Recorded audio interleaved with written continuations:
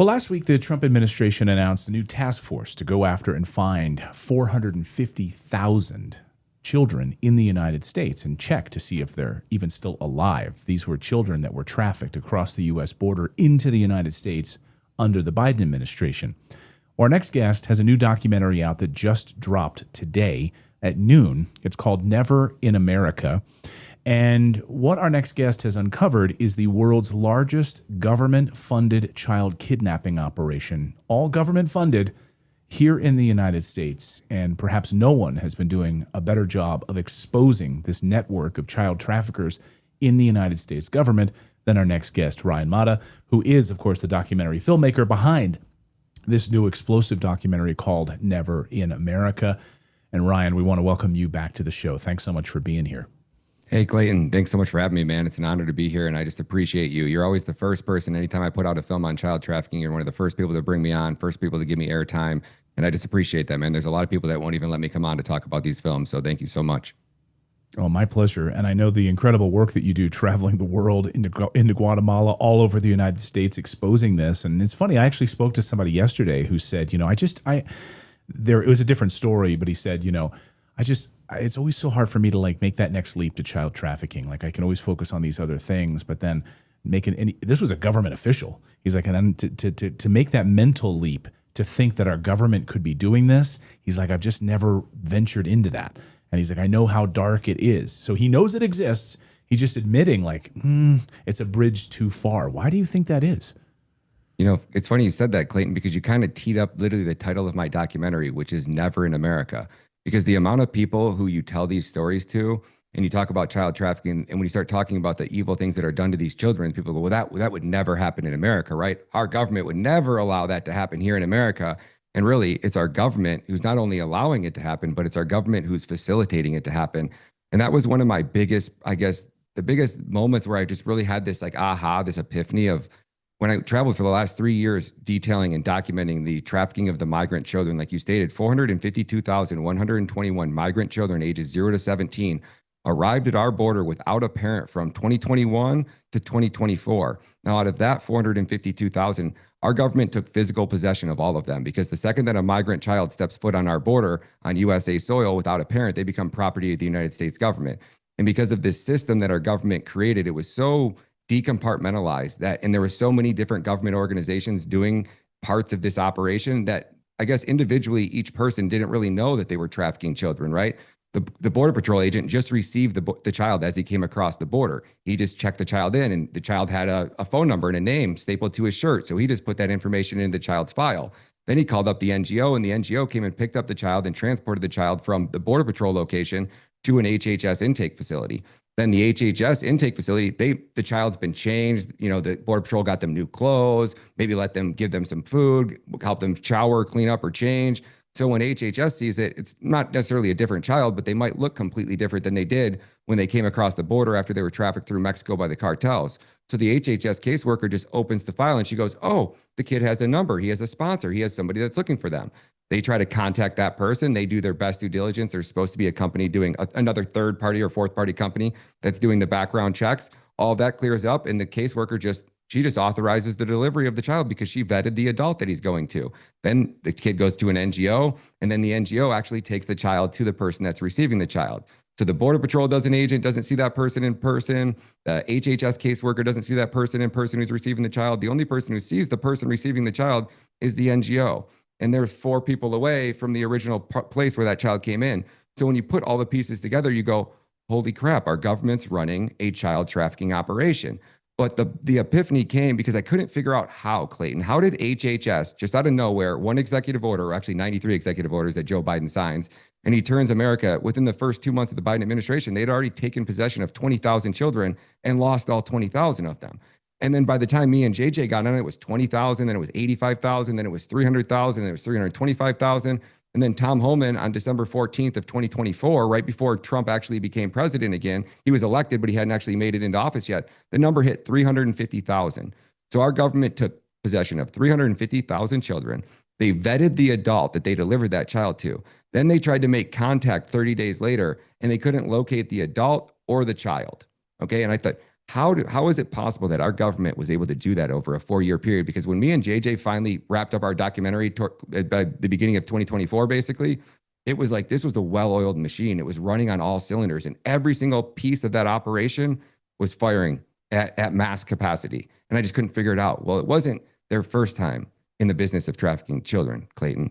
CPS has been doing it since 1994.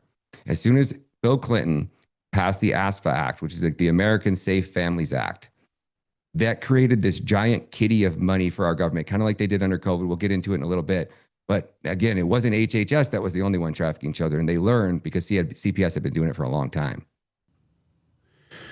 So can you maybe explain what CPS is, how it functions, and maybe when this switch happened in the 90s, like what changed? Or, I mean, did it exist before that time? I'm Nope. pretty ignorant on this.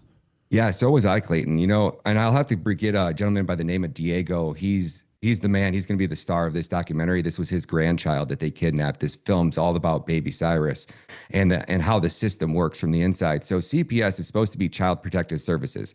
Now, each state, you'll have like DCF in Florida, DCHSF. They're all these 3-letter acronyms, but basically we just kind of blanket them under this CPS umbrella for this interview. So CPS is supposed to be there to protect the children, right? How does that work? Like how does that exactly? Maybe you can take me through the mechanics of that exactly. You know, like I always picture, hey, we noticed our neighbors, like they're smoking crack cocaine over there all the time, and like there's this weird smoke coming out there. I think they've got children. I'm going to call the Child Protective Services to kind of check on them, you know, because are they raising that child like in that house? Like what's going on over there? And then they come and they take the child away, put them in foster care, they arrest the parents. Like that's what I always picture with CPS. Yeah, I think that's what all of us picture as CPS. And that's kind of like how we end up with these government agencies that are so rogue. It's like the USAID model, right? And Diego says it best. You know, when you have a government agency or any organization or any NGO that does a little amount of good, you can hide a massive amount of bad behind it because people don't want they don't want the gray. Something's either good or something's either bad. A person is either can be trusted or they can't be trusted. There's no little gray area. So CPS is the perfect example for this. So like you stated, that's what the organization is supposed to do, right? Maybe it's on Tuesdays and Wednesdays, all of a sudden you look over and the kid's always running around the backyard at noon. But you know the kid goes to school because you watch the kid on a school bus. But a couple of days a week, the kid's always in the backyard playing. You're like, where? I don't even see the mom's car in the driveway. Is the mom not home? Is the mom home? You know, it smells like crack, or you see them smoking weed out on the back porch and they got kids. That's what that's supposed to be for. Or maybe your son brings his buddy over from school and the kid shows up and he's just got this black eye that he keeps showing up with, you know, or he's got bruises on his arms and you think something's not right. That's what CPS was supposed to be created for. And that's what we as Americans think that CPS is actually doing. They're going into a home and they're finding a child that's either in distress and needs help or not. And then they just clear the case and they're on to the next one. But what we realize is that's not really the case at all. A majority of time when you interview people that have worked in the CPS system or these nurses that work at hospitals, they'll tell you the most egregious stories about CPS and how CPS failed them. They reported CPS on an actual bad parent and the child was then given back to the bad parent. It's the cases where CPS is called on somebody, like we'll use the baby Cyrus, for example, the Rodrigo family. Okay, they're homeschoolers, they're anti-vaxxers, right? And they have a newborn baby. Now, the baby develops what's called cyclic vomiting syndrome. It's a super rare, anything the baby digests, it just naturally, it's just a gag reflex. It just throws it up, okay? So they went to their holistic doctor first, and over the course of several months, the baby kept getting worse and worse. He'd had days where he wouldn't puke for 3 or 4 days, and then all of a sudden he'd puke relentlessly, for 2 or 3 days straight. So it got to the point where he got into a bad spell, so they took him to the hospital. Everything was fine, interacting with one of the nurses at St. Luke's Hospital. And she goes, I'm seeing your son's behind on a few vaccines. They said, well, yeah, we're no longer going to vaccinate our kid. And she goes, oh. And they said at that exact moment, that's when the entire demeanor of the nurse at the hospital changed. And it went from, you guys are good parents, to basically, I'm going to need you to sign you up for these classes and you have no choice but to take these classes or I can call CPS. So the parents go, okay, well, we'll take the classes. She went to the first 2 and the third one was on a Friday morning. She woke up sick and said, hey, I'm not going to be able to make it to class today. I'm not feeling well. I'm going to reschedule that visit for Saturday. And then she went back to sleep, went through the class. She woke up with basically all hell breaking loose. So the nurse had called CPS. CPS was wanting to come meet with them. They missed their mandatory reporting, yada, yada, yada. One thing led to the next. And next thing you know, they're at a gas station and they're surrounded by the sheriffs and they're getting drug out of their car at gunpoint and their child was taken to them over that one altercation. Now, why they messed up on this case and why it became the largest CPS case in the history of our country was because their dad was a pastor, been a pastor for 12 years, and their uncle was Bundy, and Bundy was running for governor in the state of Utah at the time. In the state of Idaho. So when they took the child from them, within 24 hours, they had 400 people outside of the hospital protesting. And within 36 hours, they had 1,000 people out in front of that hospital protesting. And the story became so big and they got so much attention that they actually ended up getting their child back 8 days later. But when the child was taken, they still haven't had access to the medical records. The kid showed up with pricks on its arm. The kid had the vomiting syndrome where they were just letting the baby lay there in the bassinet and puking on himself. So he had all of the vomit rash all on the side of his face. The entire family has these crazy photos, and your audience has seen them in this documentary. I mean, it's horrifying what was done to this child in just the simple 8 days that they have him. And they're one of only 54% of children that are taken by CPS never see their family again. 54% of these children never see their family again, is what you said. Last year, our government kidnapped 480,000 children, right? According to an own CPS audit in 2019, this was an internal audit done by CPS themselves. They reviewed all of the children that they took that year. 83.3% of the time, CPS was in the wrong. 54% of the time, the child never sees his mother again. That's 215,000 and roughly 93 children. If these numbers are accurate as they are today, that would have been taken in the wrong by CPS, and they will never see their parents again. How would you describe CPS? As one of the most evil and disgusting government organizations in the entire country. And that's saying a lot, considering the CPS, considering we have the CIA, the FBI, HHS, DHS. CPS is by far the absolute worst. When you think about, as a man, you're put on this earth for one purpose, and that's to protect women and children in general. But your own children. Imagine a government organization who doesn't need a warrant and has the ability to show up to your house and take your child at gunpoint. Who gives them that authority? Where does that authority come from? You know, that's a great question, Clayton. And I don't think I have the exact answer, but it all derives in the ASFA Act. So the ASFA Act was created in 1993. And you remember when COVID hit and our government didn't have the authority at a state level? So they put up this big kitty of money and they said, hey, if you guys want access to all this COVID money, you got to ratify your state constitutions to give the government this special type of authority. And all 50 states went around and they all ratified that constitution, right? And then that gave the government this excess power. So what the ASFA Act did is the exact same thing. It basically creates this big pool of money and it gives that money to the state level, but different organizations. So for example, the sheriff's department only has access to this large sum of money if they forcibly remove X amount of children from their parents' custody. So when caseworker from CPS shows up at your house, she shows up with a sheriff or that authority figure. And the sheriff tells you that, well, we're here to take your child. If the sheriff doesn't actually, if they don't separate the child from the parent, they don't get access to that money.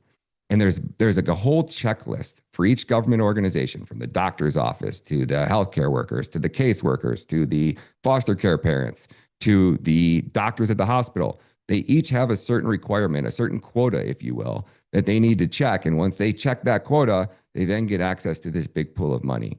So the whole operation stems. And if you want to just literally just abolish CPS, you would get rid of the federal funding, because no state wants to fund an organization which they have to fund out of their own pocket. But when Uncle Sam's funding the bill, sure, yeah, we'll take more money. And then just, how government agencies work. Just imagine how much of that money is actually laundered off and siphoned off and given out in kickbacks and bribes and all the other crap that goes along with it. The holidays are supposed to be fun, not stressful. But this time of year, especially Black Friday through Cyber Monday, is when cyber criminals are the most active. So having WebRoot Total Protection in place just makes sense. Now, it combines device, identity, privacy, and backup features all into one lightweight security solution. You get real-time antivirus, you get a firewall, and a network monitor, a password manager, dark web monitoring, identity alerts, VPN, and even unlimited cloud backup for one computer, all designed to help you live a better digital life. So protect yourself and your family this holiday season. Get 75% off of their WebRoot Total Protection. just by going to webroot.com/redacted. That's 75% off, but only if you use our link. That's webroot.com/redacted. Again, 75% off WebRoot's total protection right now by going to webroot.com/redacted. Live a better digital life with WebRoot. So I've had a lot of viewers recently asking about Lucy breakers. Hey, why aren't they on Redacted? Well, guess what? They are now. So here's the rundown. These are 100% pure nicotine, totally tobacco-free. And each pouch has this little capsule inside that lets you pop in and release extra flavor and hydration. It's actually a pretty clever idea if you're someone who already uses nicotine pouches and wants something with a little more kick to it. They've got flavors like mint, mango, berry, citrus, espresso. We're out playing golf the other day. A bunch of guys playing golf are all using them. So honestly, the mint and espresso sound perfect to me. And you can pick different strengths depending on what fits your routine. What I really like about their setup is their subscription option. So you can just have Lucy delivered right to your door. No running out, no last minute gas station run if you want some.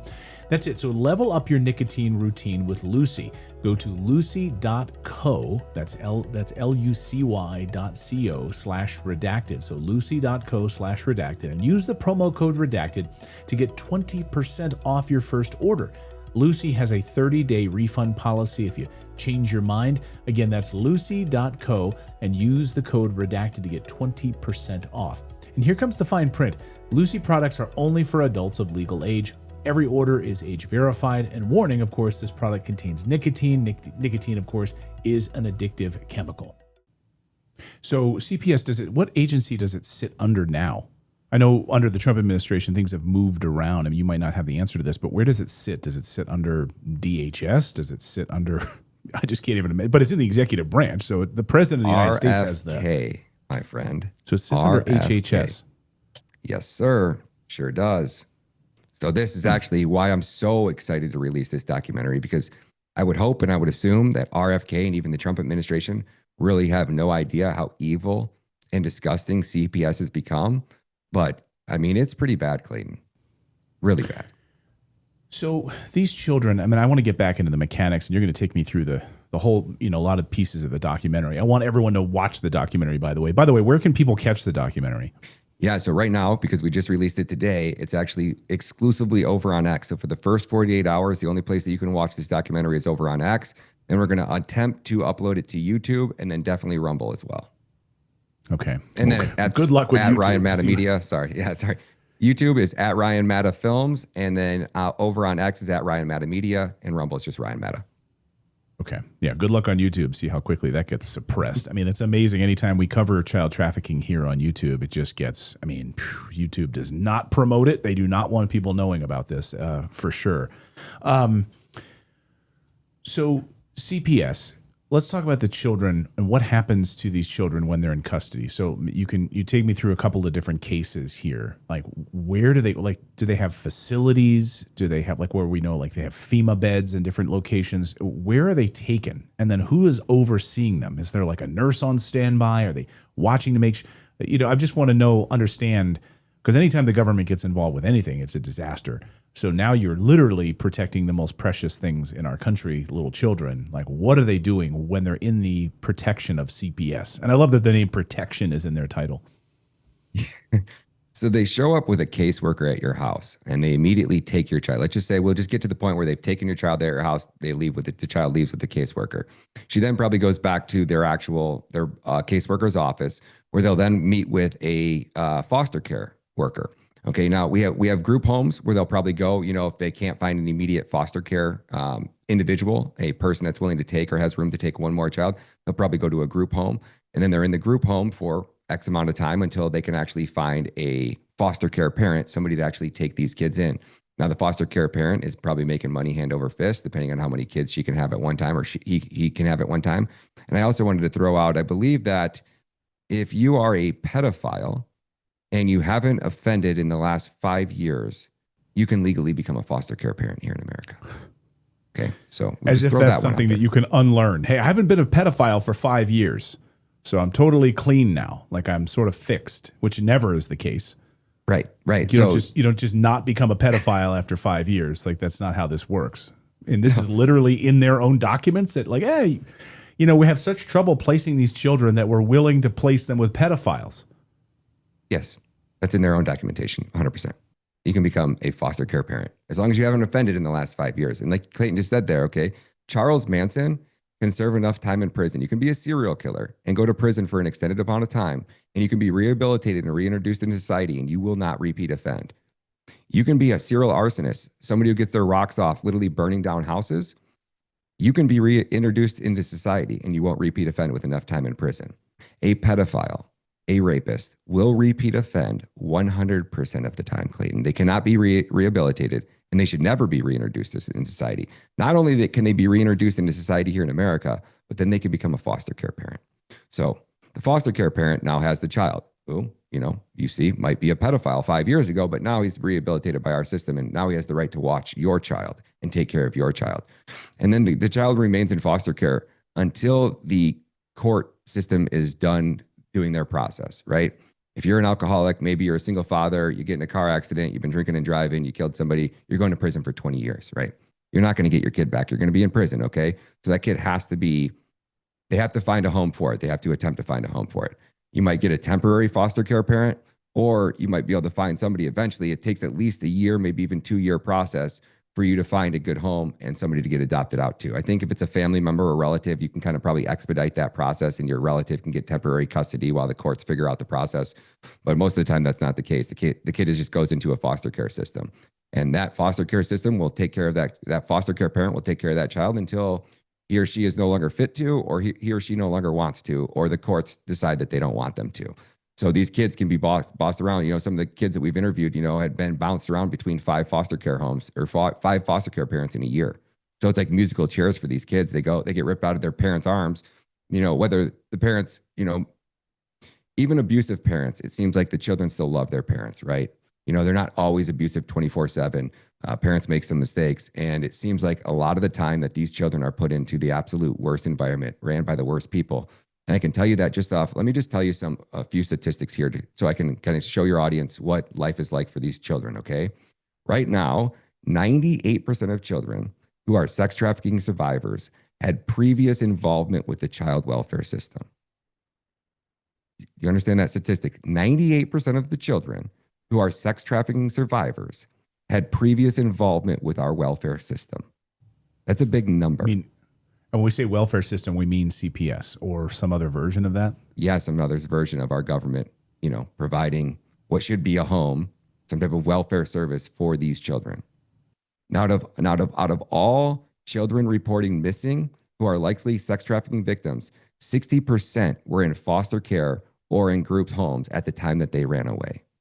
At least 85% of commercial sexual exploitation of children, the C-SPAM, the stuff that they find on the internet, 85% of them had a history in the welfare system.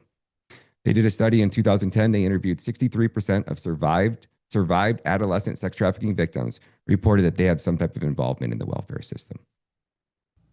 And I can go on and on and on, Clayton, with statistic after statistic after statistic. So we are kidnapping, right? 54% of the time, the children never see their parents. 83% of the time, CPS is in the wrong. That's 215,000 children a year. And it continues to scale. Last year, it was probably 420. The year before that, it was 360, because our government has a quota, and they are going to meet that quota every time, okay?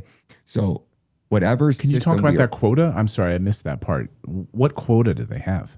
So remember I explained the ASFA Act, right? That creates this large kitty of money.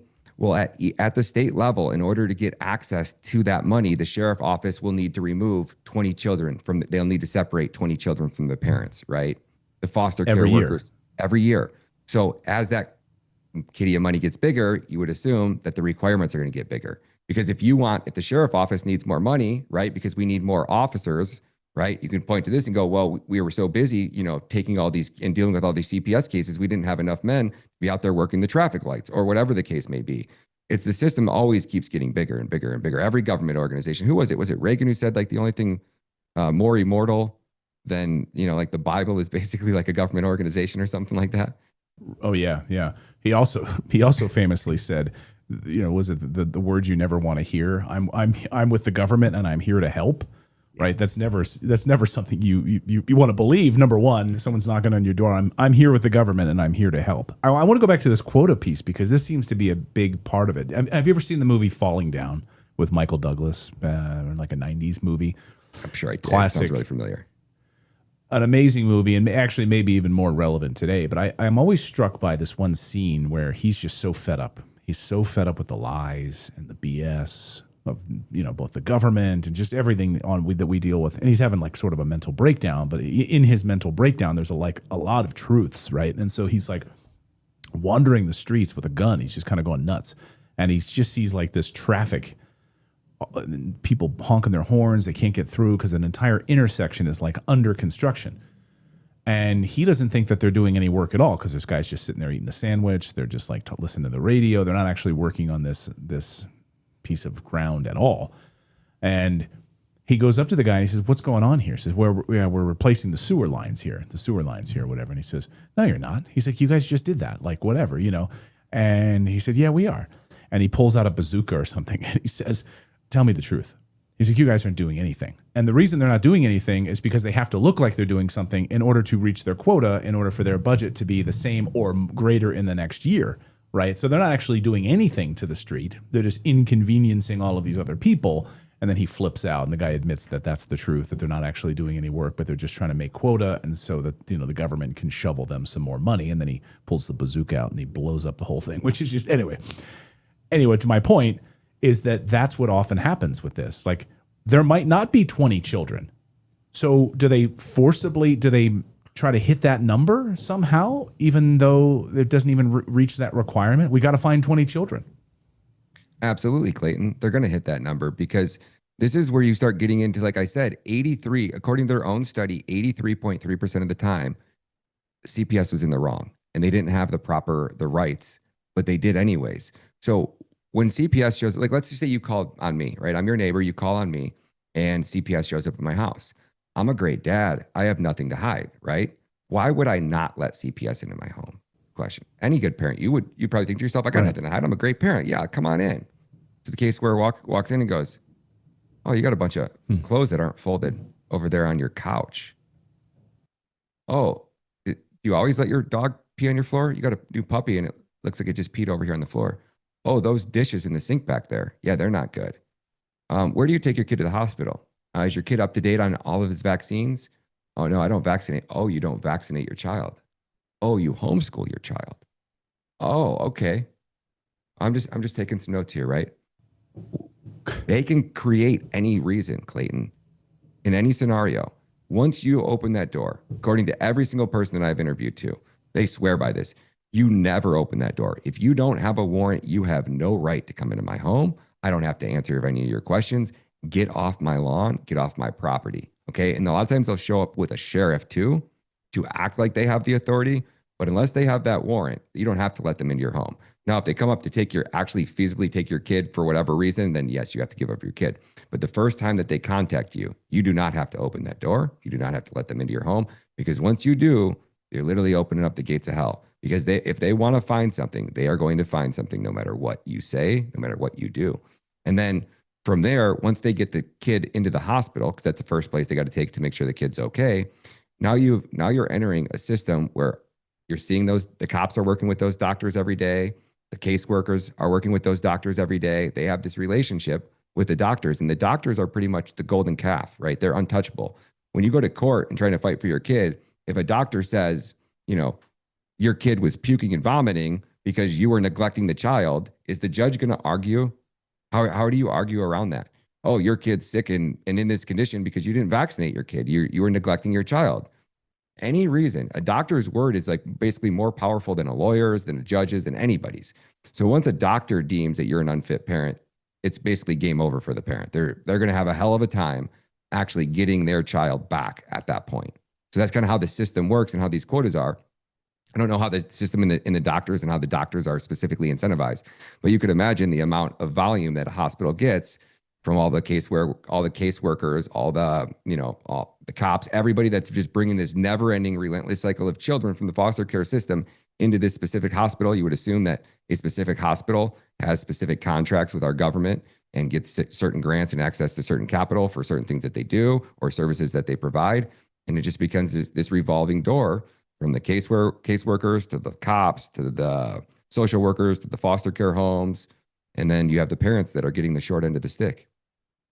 Let's go back to the children and the placement of these children and where the families they're going to, the pedophiles that they're going to. You know, it's hard for me. It's like, oh, that's where people they don't want to believe it, that their government could be facilitating child sex trafficking in the United States when we've covered that deeply here on the show under the Department of Homeland Security, under HHS, through these NGOs, bringing these children across the border. They're then, carried to different locations across the United States into families. Very often those children are being used as sex slaves. They're being killed. How is what CPS is doing different from like what we've covered for years under the Department of Homeland Security and ferreting these illegal immigrant children into pedophiles and the sex trafficking operation in the United States? Yeah, so let me paint the picture on how HHS worked first, and I'll show you the comparison. But I want to hit you with the statistic real quick. If your child is adopted out through the foster care system, there is an 800% higher probability that your child will be adopted out to a gay couple. 800%? 800%. And you just think logically, if you're a teenage girl, you're 16, and for whatever reason, you don't want to have an abortion, but you don't want to keep your baby. You just want to give it up for adoption. You want it to go to the best home possible. You're thinking as a pregnant mother who's, probably heart's ripping as she's giving away her child. You think she's likely to sign her child over to one of these gay couples after everything that we've seen on the internet from these gay couples who have adopted children over the last 4 years? No. But who's more than happy to? But who's more than happy? Maybe you can explain what we have seen on the internet. Maybe you can share some of the statistics about gay couples. So there was that gay couple. I forget what role they had in the administration, but I believe they adopted 2 gay children, and they were. I don't want to get this. The administration, the Biden administration. Correct. Yep. And they adopted these 2 children, and they sexually abused them to a point where I believe one of the children had to be hospitalized. And now they're both facing, I think it's like 20 or 30 years in prison for what they did. They were like, I want to say it was satanic ritual abuse, but it was graphic. It was bad. It was disgusting at the worst levels. Again, if I have to describe it here, we'll immediately get this taken down. So like just picture in your head, no matter what image, like when you think of a child being abused and you're thinking of the worst possible scenario in your head, it is 100 times worse than that. Like I've explained this before, but one of the girls that they rescued, one of the migrant children that came across, she was chained in a man's basement for 2 years, where that man let 7 to 10 men every day come into his house and have his way with those children. At the end of the night, he would cook her a plate of food. He would dump it on the floor. As she was eating it, he would be abusing her. And then after he was done abusing her, he would smoke a cigarette. While this little girl, 5 years old to 7 years old, was chained in this man's basement and eating her dinner every night off a cement floor that had been, men had been down there doing their thing with her all day. She's chained in there, 24 hours a day, chained there, goes to the bathroom in a bucket. After he was done, he would put a cigarette butt out on her arm. When the cops rescued this poor little girl, her arms were so covered, Clayton, you probably couldn't see more than like a few specks, little holes of actual skin, everything else with a scar. And when the gentleman interviewed the guy, because he was the one who went and saved this girl, we interviewed the man who actually kicked in that door. He has a rescue organization. He's rescued 1,500 children since he's been doing it for like the last 7 years. And he's brought all 1,500 home alive. He's the best in the world at it, I would say. So he interviewed the guy and he asked him, well, why did you put those cigarette butts out in her arms? And he said, because if you guys ever caught me or she ever escaped, I wanted her to be reminded every time she looks at her arms of how I savagely abused her.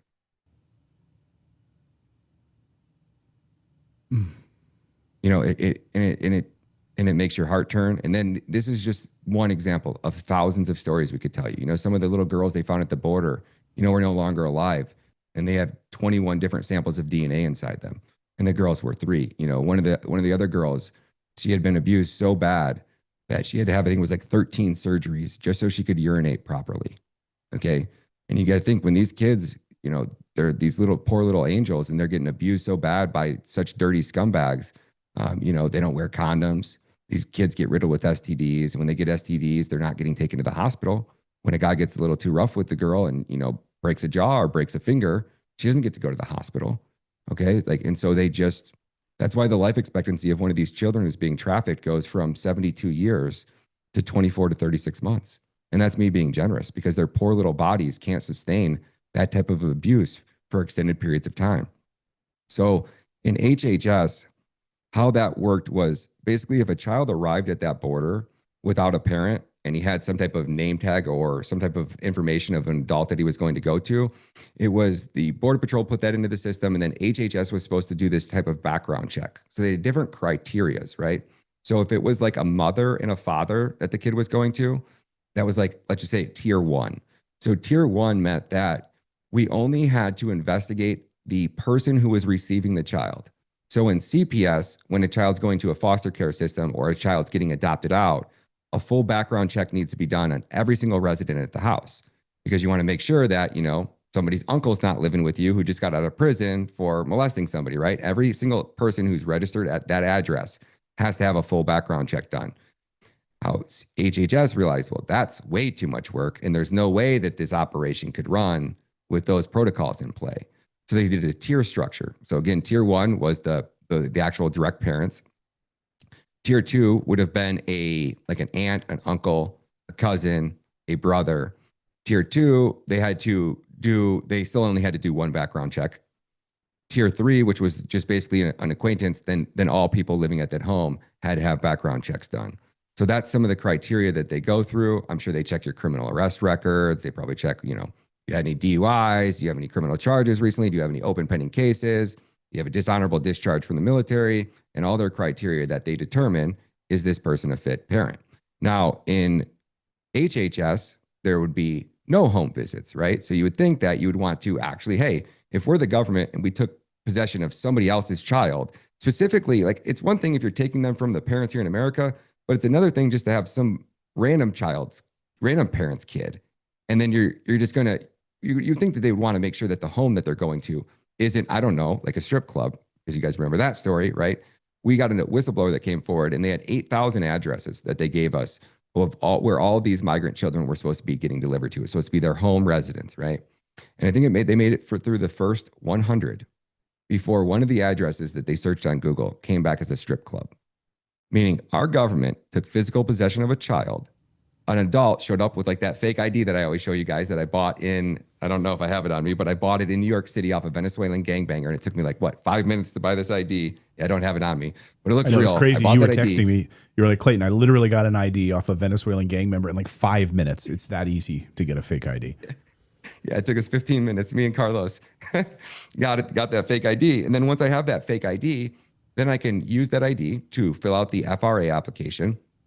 And then they're going to contact me and they're supposed to do an address check. So and you would think with our government having the FBI, the CIA, the NSA, and all these databases, right? They collect all of our information. It's all there. They could simply use one of these agencies and say, hey, can you run this address and just see if there's any arrest record there, if there's any bad activity happening in the last couple of years, anything that stands out that you think we should know about. They don't do any of that. They don't do any official FBI background checks. Like if I want to go and get a residency card in El Salvador, I got to go to the FBI and I have to get this, like basically 10-page document of my entire arrest record. And then I have to get that notarized and clamped in this specific format and then mailed directly into the El Salvadorian government. You'd think it would be that strict to get somebody's child, but it's not. There is no home visit, Clayton, for HHS. So that's exactly how kids were getting delivered to strip clubs. That's how, what was it, like 565 children were delivered to one apartment complex that has 50 units that could hold, it would be like, there would be 9 children in every room, in every apartment at this apartment complex, because our government authorized the delivery of like 500 children to the same apartment complex. Like you can't make these things up, but it happens because they removed these guardrails. Right. So CPS has been in existence for a lot longer and in the child trafficking game a lot longer than HHS. So CPS has probably had their, so many parents have spoken out about it and so much has happened. that we now kind of have what we would think to the outside looking in is a bulletproof system. There's no way children are going to bad parents or bad people with all the technology that we have. That it's just not possible, right? Well, it is, but how is that happening? I don't know. How do somebody go into a house and they see this environment and they allow the kid to go there? They must be very good at this facade. But again, that's the adoption part of it. If the part for being a foster care parent, you probably get a home visit one time, and then after you get certified to be a foster care worker, you think they're coming over there every week to check on the foster care homes? I don't think so. I highly doubt it. There's no way. So that's kind of how we end up in these situations. What does a US dollar get you these days? Because it's being continually devalued thanks to the Federal Reserve, which is a large criminal organization that just basically prints money, devalues our currency. It's one giant cabal, of course. The reason that we have a Fed, of course, is to continue to carry out wars around the world. And they don't want us owning gold. They moved us off of a gold standard. But that's why Natali and I invest in gold and silver as a way to protect our family. Yes, it's great that it's skyrocketed in value. I love that gold has when we started buying, it was around $1,700 an ounce. It's now over $4,000 an ounce. That's wonderful, but that's not why we do it. We do it actually to protect our family. Think of it like a lockbox where you take US dollars and you convert them to gold or silver, and it's sustained for 5,000 years. Every government currency in world history has collapsed. Yes, indeed, it has. So now is a chance for you to get access to gold and silver and start doing this for your family.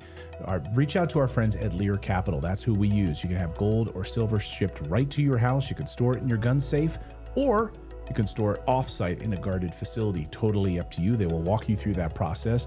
They're a fantastic American company, and the best part is they want you to develop a relationship with you just by getting on the phone with them. There's no pressure. The first time we ever started working with them before they were on our show, we just called them. We had a great conversation with them, and we moved through the process with them. They held our hand the entire way, and that's what they will do for you. So call them, 1-800-613-3557, and you can ask for their free gold guide. They'll ship it right to your house. You can sit down with your loved ones and talk about, hey, how can we start moving some US dollars into precious metals to protect our family? And they'll walk you through that process. Or just go to the website, learredacted.com. And guess what? You can receive up to $15,000 in free bonus metals with a qualified purchase. Once again, that's learredacted.com. That is the place to go. What if you could delay your next 2 mortgage payments? That's right. Imagine putting those 2 payments in your pocket, finally getting a little breathing room at the head of the holidays. It's possible when you call American Financing. Today, if you're feeling stretched by everyday expenses, groceries, gas bills piling up, you're not alone. Most Americans are putting these expenses now on their credit cards, and credit card rates are insane, in the 20s or even 30s. And American Financing can show you how to use your home's equity to pay off that debt. With rates in the low 5s, their salary-based mortgage consultants are helping homeowners just like you to restructure their loans, save money every month, all without upfront fees.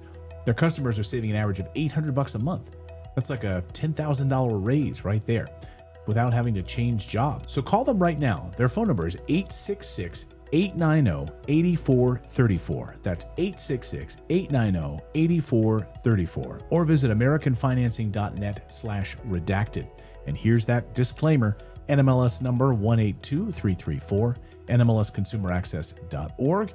Their APR rates in the 5s start at 6.196% for well-qualified borrowers. So call 866-890-8434 for details about credit costs and terms, or visit americanfinancing.net/redacted.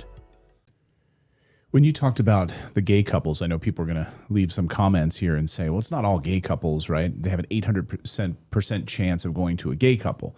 Do we have any statistics to show statistically that's a worse situation? Because it sounds like CPS is also sending these people out to just random pedophiles and other individuals, and their life expectancy is incredibly low. So do we know, like, is it more problematic to be sending them to a couple like that? You know, Clayton, that's a great study. And I don't know how, if we would ever be able to actually get accurate statistics and data on that. Like if our government would release the amount of children that they've been given out to a gay couple versus the amount of children that have been abused in the system from said gay couple.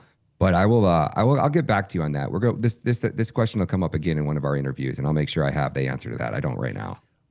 But we do have the data on how important it is for there to be a nuclear family and have a man and a wife, a husband and wife, a father and a mother in a family, and how much more successful that child will be in that environment. So we know that overwhelmingly, and how important it is to have those biological differences in a family. So I can only imagine that there would be the inverse of that. But yeah, we'll go down that rabbit hole another time. But so we got the differences. Go ahead. Sorry. No, I want to say you're 100% right, because what I just read, that very first statistic I gave you was 98% of children who are sex trafficking survivors had previous involvement with the child welfare system. So whatever environment that we are taking these children out of, and whatever environment we are putting them into, we are almost guaranteeing. That's a 98% chance, Clayton.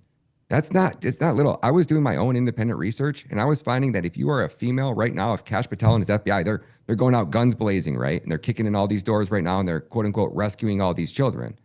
Well, 70% chance, Clayton, if it's a female under the age of 14, that she will have came through the welfare system. 70% chance. If it's a male, it's like 48 to like 55. That means that's well over half in both. So I mean, it's so disgusting on so many levels, and I don't even know where to wrap my brain around it. Did you hear from CPS whistleblowers? Did you hear from people who worked in child protective services that are now on the other side of this and are telling you what they went through? So, I do my documentaries. I do them in these series, right? You kind of explain what the system is, and then you go explaining how the system works and operates. I'm going to break it down. My next follow-up documentary to this is going to be exactly that. You're going to hear from the doctors. You're going to hear from the nurses. You're going to hear from the parents. Why you don't hear from more people about this, and this is the most disgusting part about this entire operation, once they take your child pretty much goes into witness protection. Okay, once the government takes a child from a loving family and they rip that child out of the parent's arms, the child basically goes into witness protection. Okay, now you might get once a week supervised visits or whatever type of visitation they allow. But outside that, the foster care parent dictates all the rules. You might supposed to be getting a phone call with your kid once a week at a specific time. Well, if the kid didn't do his laundry, or he didn't do the dishes, or he didn't eat all the food on the plate, the foster care parent has the ability to say, no, you don't get your kid was acting bad. He lost his phone privileges. He doesn't get to talk to you this week. After the kid is taken and they get into the court system, the parents are hit with a gag order. Not only are you hit with a gag order and you'll be threatened to be arrested if you speak out, you'll also lose your visitation rights. So once they take your kid, you are completely compliant to this system that they've created, which is rigged and designed for you to fail. And if you try to fight back, you try to speak out, you try to do anything, you're going to lose the rights and the ability to visit your child. And you might lose your freedom in the process. It's pretty bizarre, isn't it? It's crazy. When you look at, I'm always curious who these foster families are, because you get this idea of like Annie, right? Sort of the propaganda around it, and like these foster parents, they're kind of angels taking these children in. But of course, so many horror movies have been made about foster families or foster parents, and the horror stories seem like they might be rooted in reality here. Like, I don't want to paint every foster family with the same brush here, but you see what I'm saying? It just seems odd and off. And I'm curious, like, what sort of vetting goes into these foster families, these foster parents, who these people are? How deep is that research? As you mentioned, 5 years free of being a pedophile is good enough, but who are these foster people? Yeah, so, you think about, let's just say you're 16 years old. Now you have the internet. So this information would not be hard to figure out, right? Like, if you start realizing that you're a pedophile and you have this urge for younger children, are you going to risk going out on the street and taking somebody's child? Or are you going to realize that there's a system, and if you play that system, you can then get access to the world's most vulnerable children? Okay, you can be a foster care parent. All you have to do is, if you're a pedophile and you have this itch and you don't have kids and you haven't been in trouble, all you have to do now is not get in trouble and go get a job working in the foster care system. You could start out at a group home. You could start out wherever you want. And eventually you can become a foster parent. And I don't think that the rules are that strict. It seems pretty cut and dry. There's a basic set of criteria. If you meet that criteria, you can then become a foster care parent. And if being a pedophile 5 years ago is part of that requirement, that's allowed, you can imagine what the rest of the requirements are. You probably have to have no arrest record, no felonies on your record, blah, blah, blah, blah, blah. And anybody who's anybody can become a foster care parent. And then you're going to immediately have access to the most vulnerable children. You're having access. If you're getting a foster care child, a majority of the time, you're getting a child who had no parents or brothers or sisters or siblings or aunts or uncles or brothers or anybody who could have stepped in and said, yes, you know what?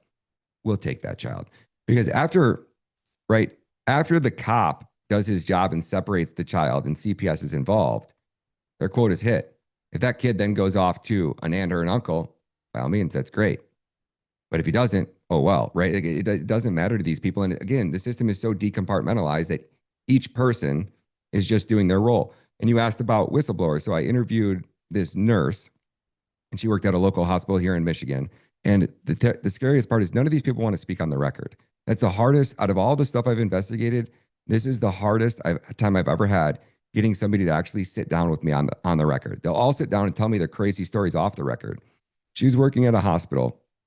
One day, this kid came in and he had a broken leg. And when he came in, the kids looked malnutritious. They basically had lice in their hair. They just looked like the most unhealthy and not taking care of children ever, right? So talking to the kids said that dad hit him, or dad pushed me down the stairs, or whatever it was that ended up breaking his leg. So she calls CPS. CPS comes in, gets involved, does whatever they do. They don't take the kids. Next week the other brother comes in, broken arm. Okay. They call CPS again. CPS does nothing, doesn't take the child, does their little investigation, lets the children go back home with the parents. 2 weeks later, both kids were dead because CPS did nothing. So when the system's there to protect the children, it's almost not protecting the children that need it the most. And it's being weaponized to kidnap children from parents who love them. Do we know any evidence, and again, maybe this is part of your follow-up documentary, these CPS individuals receiving kickbacks, incentives, money? We know that these NGOs on the HHS side that have been facilitating all of the illegal child trafficking into the United States are receiving buckets of cash. Is CPS involved in that money laundering operation to enrich themselves? You know, I haven't seen it at the higher levels like we would see it in HHS, but I've only been investigating the CPS animal for about 6 months now, maybe 8 months. I'll have some more information for you next time I come on. How do we fix this? Because as we said at the top, this sits underneath RFK Jr.'s HHS. So either we fix this or eliminate it. And I know as journalists, it's not on us to have all the solutions, right? We report what exists. We report the facts. And people in government who are going to be doing this have task force and so forth to put together solutions. But you've been on the front lines of this, interviewing these families. You see it in action. What might there be by way of fixing this? Any suggestions and how we, or just tear the whole thing down? Yeah, Diego does the best job at explaining this, and he knows more about statistics. Every question that I couldn't answer, he could answer in great detail. And he says the simplest way to fix this is you get rid of the ASFA Act. You remove the federal funding and you put it back on a state level, and you let the states figure out and run these programs. Because once that big kitty of money is not there, they're not financially incentivized to destroy these families. And once you take that funding apparatus away, you fix the whole entire system. I think that's a big fix and a big play. And there's a lot of moving parts. And it's like, you know, you're hiding this little amount of good, right? There are the crack babies that get taken from the parents and somehow make it into a system and make it out all right. We do need some type of system that allows a law enforcement officer to temporarily take custody of a child without forcibly destroying their family and there being this for-profit system. I don't really have the greatest answer. I think we should also start focusing on, like, what are these gag orders, right? When you're a parent, somebody takes your child, you don't even have the right to speak out. You don't have the right to defend yourself. You don't have the right to talk about it. How is that possible? When you can come into my home without a warrant, you can kidnap my child, and then you can prevent me from fighting and defending myself and trying to stick up? Like, the system seems so broken in so many places that I don't even know if it can be fixed, Clayton. I think it needs to be completely dismantled and rebuilt at the ground level, at the state level, state by state by state.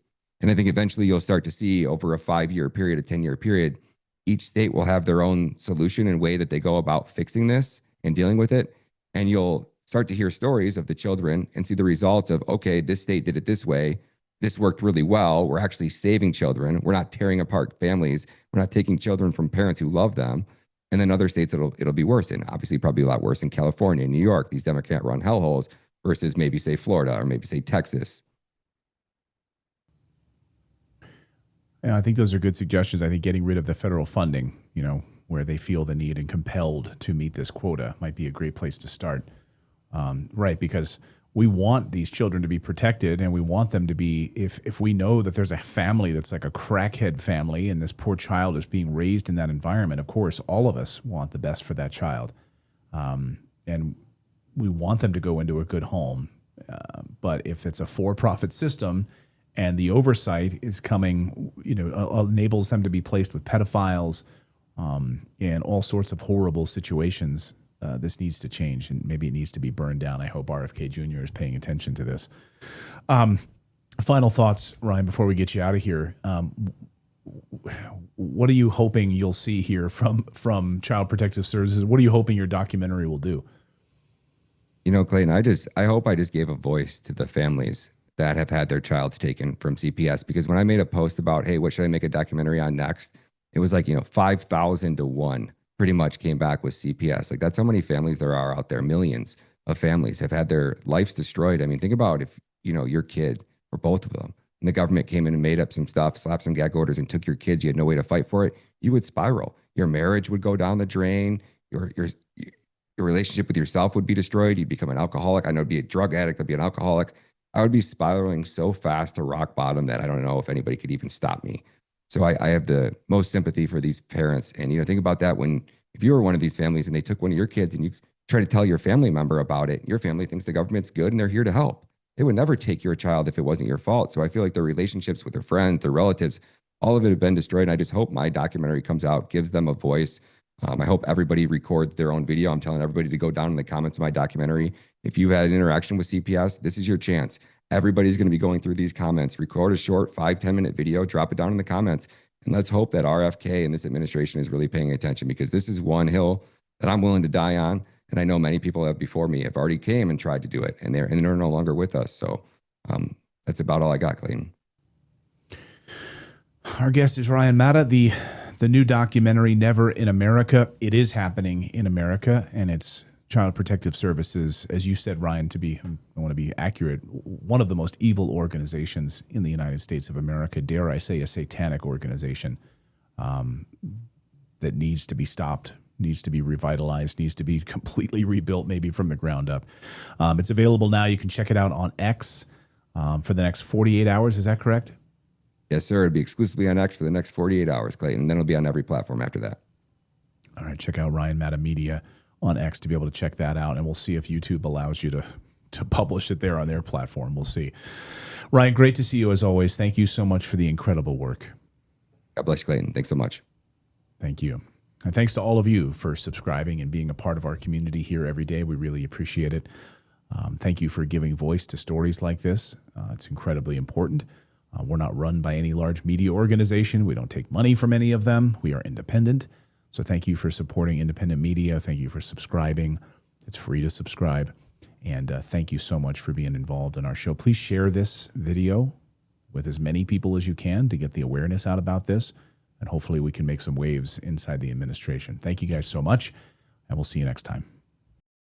Guys, look at me. You know what I'm wearing? It's the bearskin hoodie. You guys know all about this, right? Well, if you've been waiting to get one for yourself, now is the time. It's officially hoodie season. Cold mornings, windy days, surprise snow. And right now, Bearskin is running their biggest deal of the year. We're talking 60% off for this Black Friday and Cyber Monday.